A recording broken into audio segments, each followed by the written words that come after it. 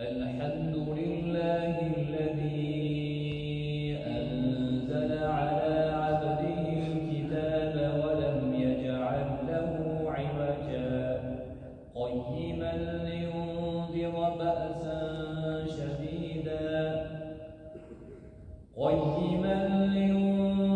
بأسا شديدا من لدنه ويبشر المؤمنين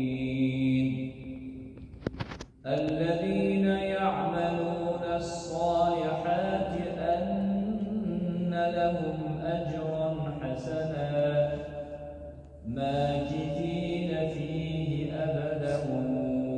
وينذر الذين قالوا اتخذ الله ولدا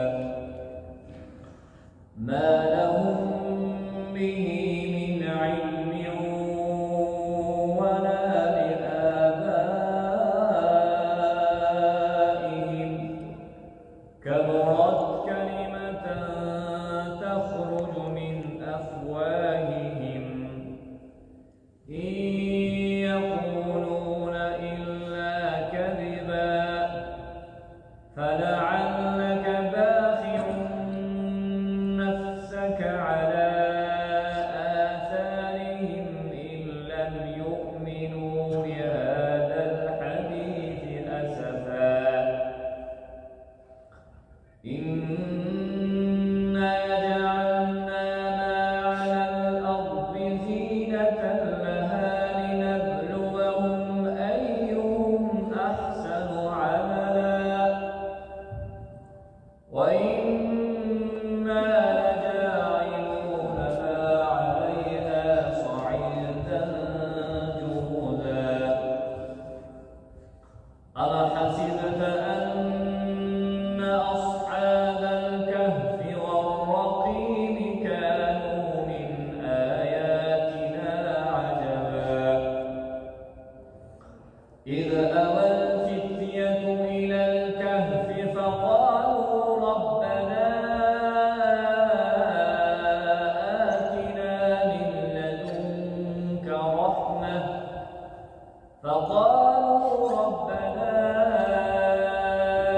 آتنا من لدنك رحمة وهيئ لنا من أمرنا رشدا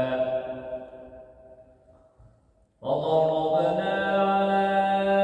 آذانهم في الكهف سنين عددا ثم بعثناهم لنعلم أي الحزبين أحصى لما لبثوا أمدا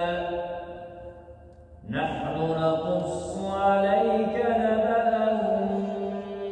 بالحق إنهم فتية آمنوا بربهم وزدناهم هدى وربطنا على قلوبهم إذ قاموا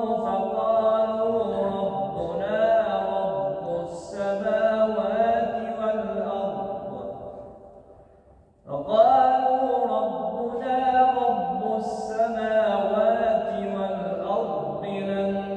ندعو